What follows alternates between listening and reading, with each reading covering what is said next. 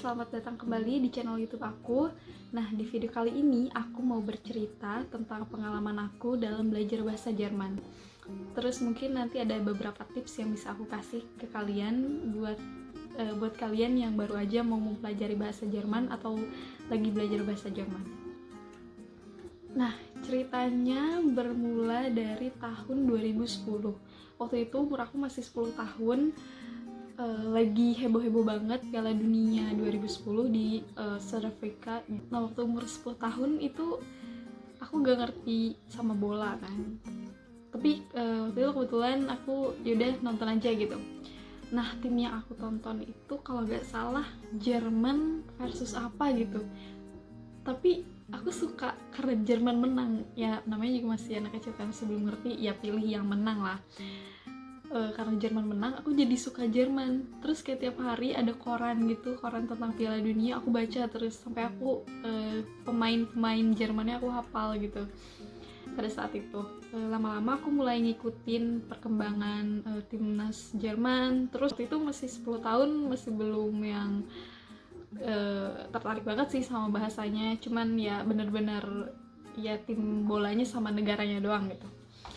Lalu di tahun 2014 itu kelas 2 SMP kalau nggak salah, aku tuh udah yang nge-set goals, aku pengen banget kuliah di luar negeri.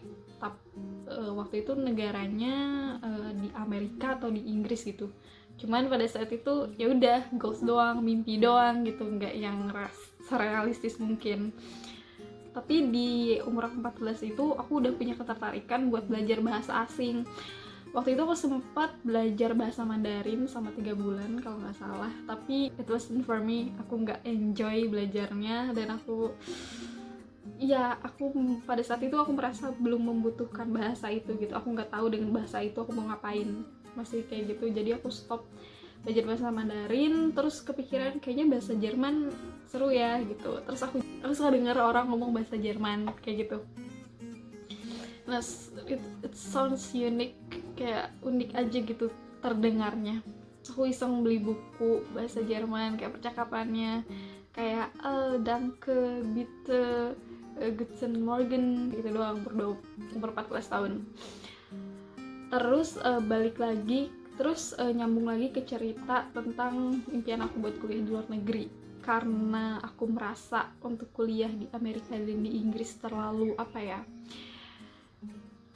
kayaknya itu gak reachable buat aku. Jadi aku mulai mengotak-atik impian aku lagi. Terus kayak did some research tentang lakuin research tentang negara dengan kualitas pendidikan yang bagus tapi masih murah gitu.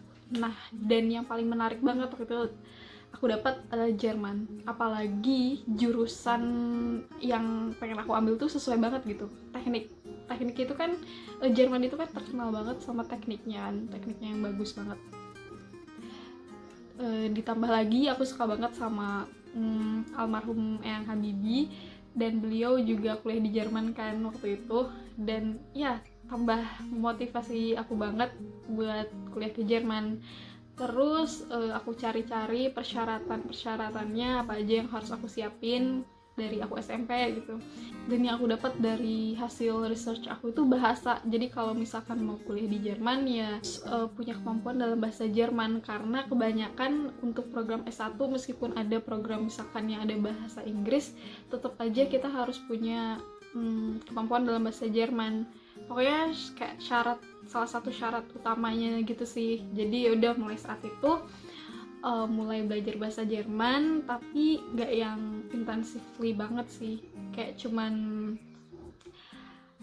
angin-anginan belajarnya, gak yang fokus banget belajar.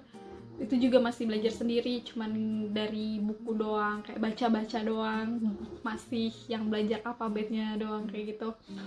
Nah, lanjut di tahun 2016 kalau nggak salah. 2016 itu semester awal kelas 1 SMA. Nah, aku udah mikir, wah udah di SMA nih, kayak ke kehidupan kuliah. Maksudnya untuk mencapai kuliah tuh kayak udah deket aja gitu, udah tinggal 3 tahun lagi, jadi aku harus benar-benar nyiapin bahasa Jerman. Terus aku mulai lagi belajar bahasa Jerman, masih belajar sendiri, masih otodidak, beli beberapa buku, terus dapat hadiah dari kerabat, dikasih kamus bahasa Jerman, buku-buku latihan bahasa Jerman. Yang aku lakuin waktu itu sih cuman kayak mempelajari basic grammarnya aja sih, bisa dibilang level A1. Untuk menambah kosakata, aku tempel-tempelin kayak di tempat-tempat yang sering aku lihat, kayak misalkan di lemari atau di cermin gitu, aku tempelin list vocab gitu, kayak ditargetin misalnya 1 hari harus hafal 10 kosakata baru, terus aku tempel. Atau enggak, misalkan ada kayak gini sticky note, terus ditulis bahasa Indonesianya sama bahasa Jermannya, atau bahasa Jermannya ditempel di benda itu, misalkan di buku, terus aku tempelin, aku tulisin Buch dalam bahasa Jerman, aku tempelin di buku itu. Jadi cepet nambah kosakata ya. Tapi waktu itu aku ngerasa juga kayaknya nggak bakalan cepet nih kalau belajarnya sendiri gitu, karena mau nanya sama siapa gitu. Jadi nggak ada sesuatu yang bisa mempush aku buat lebih cepat lagi dalam belajar bahasa Jermannya. Aku tinggal di kota Pontianak waktu itu. Aku nyari-nyari tempat les bahasa Jerman dan susah banget. Yang ada tuh kayak cuman Mandarin, bahasa Jepang, itu masih kayak ada beberapa lah gitu di kota Pontianak waktu itu. Bahasa Jerman jarang banget. Akhirnya aku dapat di suatu lembaga kursus bahasa, tapi bisanya privat. Ya udah aku coba aja dulu privat bahasa Jerman. Tapi gak worth it sih, soalnya kalau misalkan kita privat itu kan cuman ada kita sama guru.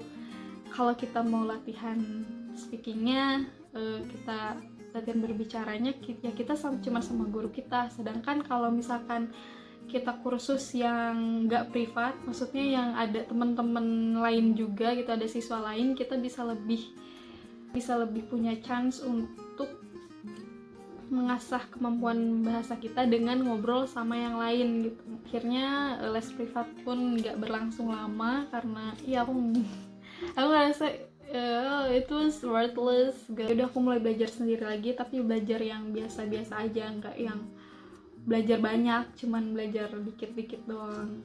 Tapi di tengah jalan tahun 2017 sampai 2018, impian buat kuliah ke Jerman itu mulai redup, dan semangat buat belajar bahasa Jerman juga, kayaknya keinginan buat belajar bahasa Jerman itu juga udah nggak ada lagi gitu, udah gak pernah nyentuh buku bahasa Jerman lagi dan segala macem. Nah, di awal tahun 2019 keinginan buat ke Jerman itu ada lagi gitu.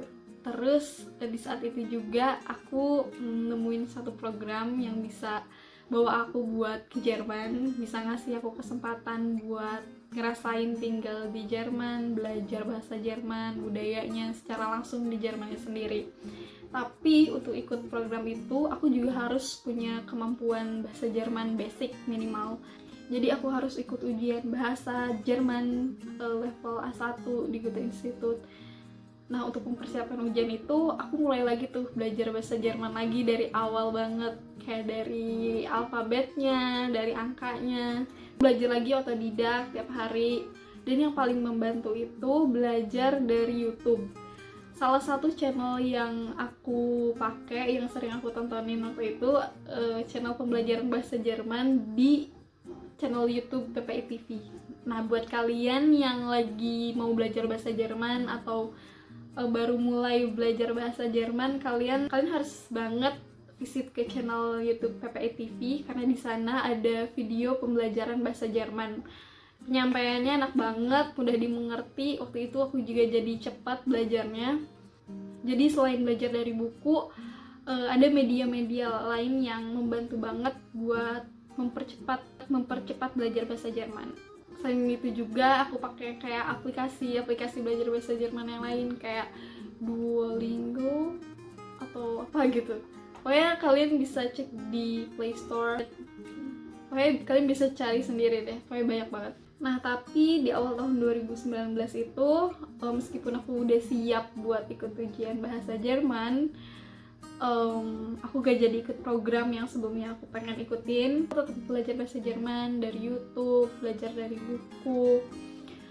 Terus di pertengahan menuju akhir tahun 2019, di bulan September, alhamdulillah aku bisa punya kesempatan buat belajar bahasa Jerman di Goethe Institut Bandung, yang mana Goethe itu udah terkenal banget dan juga kualitasnya emang bagus sih.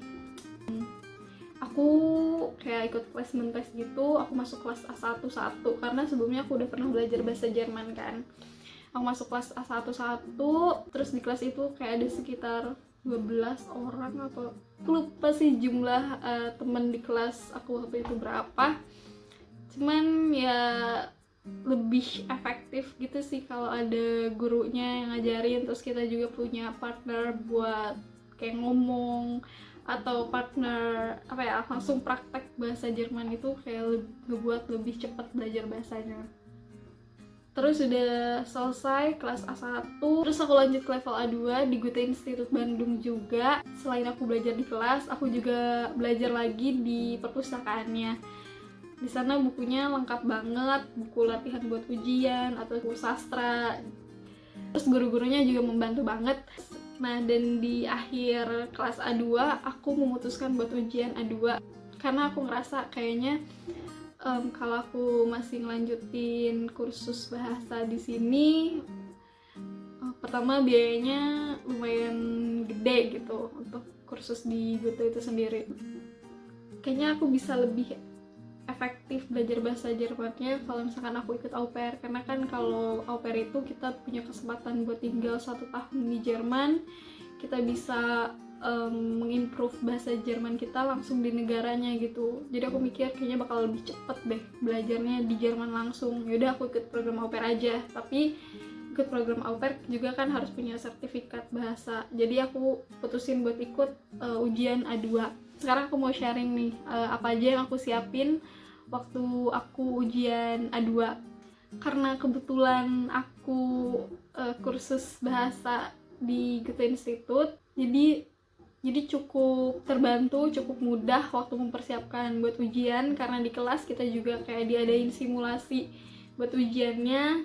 Terus juga aku kan ikut kelas super intensif dari pagi sampai siang. Nah, siangnya itu pulangnya aku nggak langsung pulang ke kosan, tapi aku stay di perpustakaan dulu.